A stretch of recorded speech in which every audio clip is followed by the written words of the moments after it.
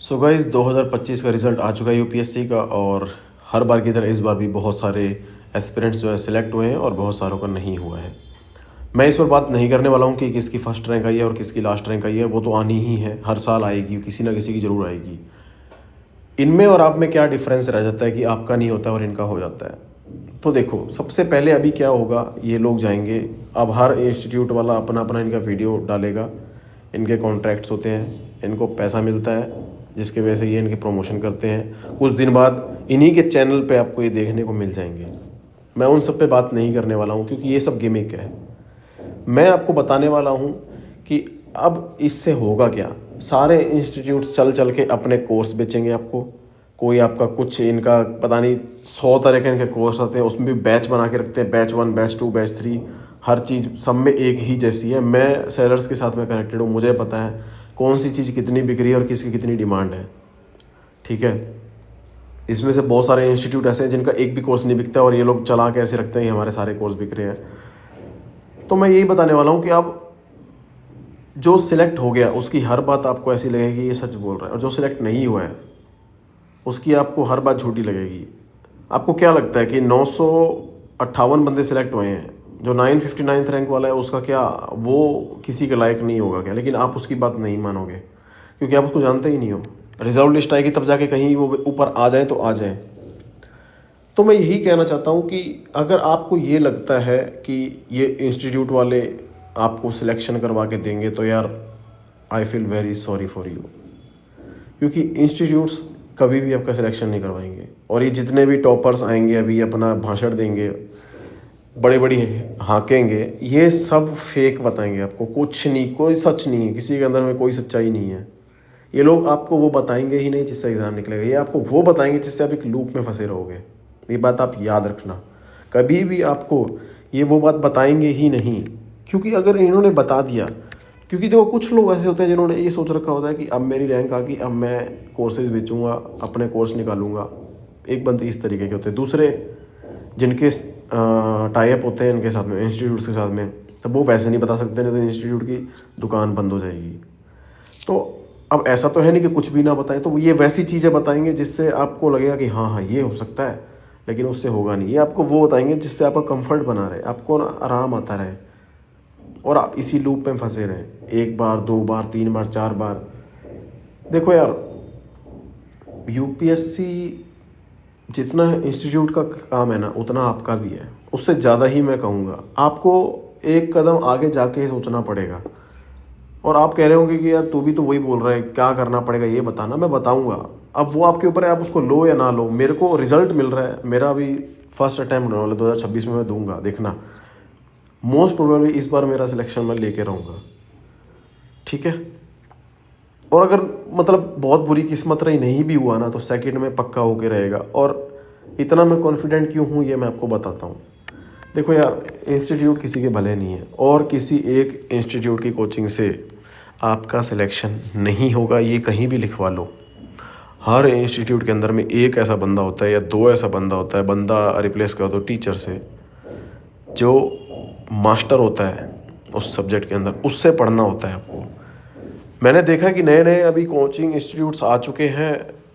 कुछ आईआरएस एक बंदा है, उसने अपना रिज़ाइन दिया, उसको लगा कि यार इसमें तो इतना पैसा नहीं है जितना कोचिंग इंडस्ट्रीज़ में, नाम भी मेरा बन ही गया है, बच्चे मेरे पास पहले से थे ही, तो उसने अपना इंस्टीट्यूट खोल दिया। और आज मैंने जैसे आपको बताया या नहीं बताया तो शायद मैं बता दूं कि मैं सेलर्स से कनेक्टेड हूँ टेलीग्राम में, तो मुझे पता है कि कौन से कोर्स कितने बिक रहे हैं। तो उस कोचिंग का हद से ज़्यादा बिक रहे हैं, और उस कोचिंग के अंदर में किसी के पास में कोई एक्सपीरियंस नहीं सिवाय एक बंदे के फेस के। 2 बंदे और थे, लड़ाई हुई आपस में इनकी, फिर बिछड़ गए, फिर आ गए एक साथ। लेकिन वो 2 बंदे में से एक बंदा करंट अफेयर पढ़ा रहा है यार, और एक बंदा एथिक पढ़ा रहा है। बाकी कहाँ पढ़ाएंगे? बाकी कौन पढ़ा रहा है? बाकी के बंदे देखे तुमने? बाकी के सारे बंदे एस्पिरेंट्स हैं उनके। तो अगर आपको लगता है ना कि यार ये इंस्टीट्यूट आपको करवा देगा सिलेक्शन, तो बहुत भोले हो यार आप इस ज़माने के हिसाब से। मैंने भी फील किया है। ये आपको रिवीजन टेक्निक्स बता रहे हैं कि आप ये पढ़ लो, आपको जो याद है उसको तो लिखो मत। क्यों मत लिखो भाई? आप विवेकानंद हो क्या? क्यों मत लिखो? सब कुछ लिखो यार। आपका दिमाग एक पैटर्न में चलता है, आपने वो चीज़ स्किप कर दी। अब मेरे सामने मान लीजिए मेरे पास में सिटीजनशिप है, तो सिटीजनशिप के अंदर में बहुत लोगों से सुना होगा आर्टिकल 5 से लेकर 8 तक इम्पोर्टेंट नहीं है। तो क्या यार पढ़ोगे ही नहीं, इम्पोर्टेंट नहीं है, बेस बनाओ। वो बेस पॉलिटी में काम नहीं आएगा, वो बेस आपका एथिक्स में ऐसे में कहीं तो काम आएगा। तो ये जो चीज़ बताते हैं ना कि इसको पढ़ो, इसको छोड़ दो, जिसको आता है वो छोड़ दो, ये सब चीज़ें हैं ना, ये लूप में फंसाने के लिए होती है, तब कि बच्चा वहीं अटका रहे। अरे नहीं यार, ऐसे नहीं होता है। आप टाइम लेके पढ़ें, अच्छे से पढ़ें, और ये इंस्टीट्यूट्स का चक्कर छोड़ दो। अपनी अच्छी खासी रिसर्च करके ये देखो कि मेरे को किससे समझ में आ रहा है। इंस्टीट्यूट एक से काम नहीं होता। टेलीग्राम पे बथेरे कोर्स बैठे हैं, आपको 400-500 रुपये के अंदर में मॉड्यूल मिल जाएगा अच्छे अच्छे टीचर्स का। 2 टीचर्स का नाम मैं बताऊंगा, बाकियों का नहीं बता सकता मैं, क्योंकि मुझे नहीं लगता है कि जो मेरे को सूट कर रहा है वो सबको करे। लेकिन वो 2 ऐसे टीचर है जो सबको सूट करेंगे। नहीं आ रहे तो सूट करवाओ यार, क्योंकि वो ज़रूरी है। इसमें से पहले है इकोनॉमी, जो सबसे मोस्ट इम्पोर्टेंट है। ये कई लोग जब मीम्स से पढ़ा रहे हैं और ये सरकाज़म, क्या बोलूँ मैं, सरकाज़म दे रहे हैं यार। यूपीएससी दे रहे हैं भाई बच्चे, तुम्हारे मीम्स से नहीं चलने वाला है ना एग्ज़ाम। तो ऐसे बच्चे नहीं मैं बताने वाला, ऐसे टीचर नहीं बताने वाला मैं। तो देखो, इकोनॉमी के लिए जयंत परीक्षित है, बेस्ट इकोनॉमिस्ट है वो। ऊपर से बढ़िया स्टोरी लाइन की तरह से पढ़ाते हैं, मतलब उससे बढ़िया कोई टीचर नहीं है। आपको नहीं आ रहा है ना 120 लेक्चर। और मैं और एक बात बताता हूँ, आजकल के एस्पिरेंट्स होते हैं 40-50 जिसके लेक्चर होंगे उसको दे के बैठ जाएंगे कि यार 40-50 लेक्चर्स हैं, ये ठीक रहेगा। अरे जयंत सर के तो 130 लेक्चर है, इनसे हम क्यों करें।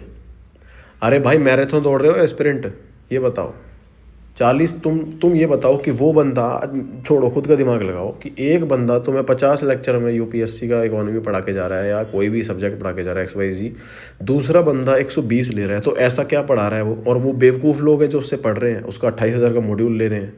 या तुम चतुर हो जो तुम 50 पढ़ के भी निकाल नहीं पाओगे। भाई इकोनॉमी ऐसी चीज़ है जो अगर आपने डीप में नहीं पढ़ी तो आपका बेड़ा गर्क है, ये बात याद रखना। पॉलिटी और इकोनॉमी 2 ऐसे सब्जेक्ट हैं जो आपको नहीं आते हैं तो आपका कोई एग्ज़ाम नहीं निकलेगा, ये बात याद रखना, निकाल के दिखा लो। तो एक तो इकोनॉमी हो गया। पॉलिटी आपको देख लेना, बहुत सारे अच्छे अच्छे टीचर्स हैं। मैं 2 बता देता हूँ, ठीक है। मैं सब कुछ नहीं बता पाऊँगा क्योंकि मेरी भी कुछ लिमिटेशंस हैं। मेरा जब एग्ज़ाम निकलेगा तब मैं बता दूँगा, क्योंकि अभी मैं एक्सपेरिमेंट में हूँ। मैं आपको कल को कुछ बता दूँ ऐसा तो आपको कुछ ख़राब हो जाए तो मेरा नुकसान होगा उसमें, और आपका भी नुकसान होगा, मेरी भी इज्जत गिरेगी, मैं भी गालियाँ खाऊंगा, तो मेरा ऐसे नुकसान है और आपका टाइम ख़राब होगा। तो जो मेरे को लगता है कि एकदम बेस्ट है, मैं आपको उनका बता सकता हूँ। इकोनॉमी बता दिया, then geography, Sudarshan Gurjar best teacher है, बेस्ट, एकदम आपके खून में डाल देगा ज्योग्राफी को।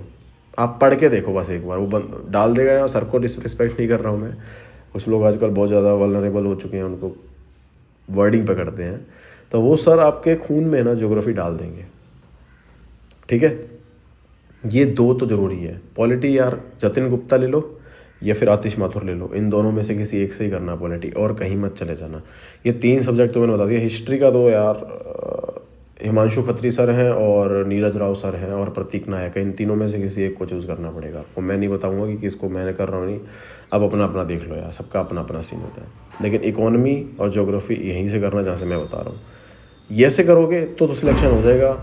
आप किसी एक इंस्टीट्यूट में बैठे रहोगे, टॉपर्स की सुनोगे, नहीं होगा। टॉपर्स को मत देखना गलती से, अभी वो बन गए, वो किसी के नहीं है, वो अपने माँ बाप के हैं, बस ये बात याद रखना। वो किसी के नहीं है, अब वो पैसे के हैं और अपने माँ बाप के हैं। मत सुनना टॉपर्स को, सुन लिया तो आपकी लाइफ गई। गधे हैं, गधा बनाते हैं। सिलेक्शन होने के बाद में बहुत सारी लिमिटेशंस आती हैं, वो चाहेंगे तो भी नहीं बताना चाहेंगे।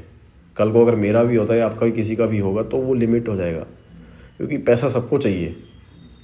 करप्शन जो नहीं करते हैं उनको फिर ऐसे निकालना पड़ता है। मैं मेरा नहीं बता रहा हूँ, लेकिन मेरे जो आसपास के लोग वो जो सोच रखते हैं, मैंने उनसे पूछा कि आपका होता है तो आप क्या बोलते हो, तो इस तरीके बोलते हैं वो। खैर ये बात की बातें हैं। तो मैं ये बता रहा हूँ कि जो ट्रैप है उसमें फॉल मत करना प्लीज़, और टॉपर्स वगैरह को छोड़ो, अपने पढ़ाई पे ध्यान दो। 1 साल गैप ले लो, लेना है तो, लेकिन ऐसे पढ़ो कि यार कोई ना हो तुम्हारे जैसा। तुम दूसरों को पढ़ाने लायक बन जाओगे जिस दिन, उस दिन सिलेक्शन हो जाएगा, नहीं तो भाई साहब नहीं हो पाएगा। I am sorry. और रिवीजन, जैसे मैंने आपको बताया कि कुछ लोग कहते हैं कि रिवीजन वो लिख लो कॉपी में जो आपको याद नहीं है, तो जो आपको याद है वो मत लिखो। तो भाई जो आपको याद है वो मत लिखो, 4 दिन बाद वो ही भूल जाओगे, फिर वो याद रहेगा जो लिखा था, फिर उसको लिखोगे, तो बात वही हुई ना। तो डबल टाइम क्यों ख़राब करना है आपका। तो रिवीजन कैसे करना है भाई, पूरा एक पहले सबसे मेन नोट्स बनाओ जो आपने लेक्चर से बनाए हैं, उसके बाद में उनके शॉर्ट नोट्स बना लो सारों के, फिर उनको याद करते जाओ डेली डेली, उनको दिमाग में घूमते जाओ, फिर उनके ऊपर आंसर राइटिंग वगैरह वो सब बात की बातें हैं, पहले इतना करो आप। ठीक है गाइस, तो ये मेरी एक जेन्युइन और ऑनेस्ट ओपिनियन है। अभी मैं ऑनेस्ट हूँ, आके मेरे को भी नहीं पता क्या है, क्योंकि इंसान है, इंसान का नेचर कैसा आगे होता है वो कुछ नहीं पता है। अभी जो मैं बता रहा हूँ उसको दिमाग में रखना, मैं क्या हूँ, मैं कौन हूँ, फ़र्क नहीं पड़ता है। आपको मेरी बात ठीक लग रही है उससे फ़र्क पड़ता है, लग रही है तो बहुत बढ़िया, नहीं लग रही तो यार आप निकाल लो तो और भी अच्छी बात है, मुझे बता देना, शायद मेरा भी निकल जाए एग्ज़ाम। ओके गाइस, जय हिंद।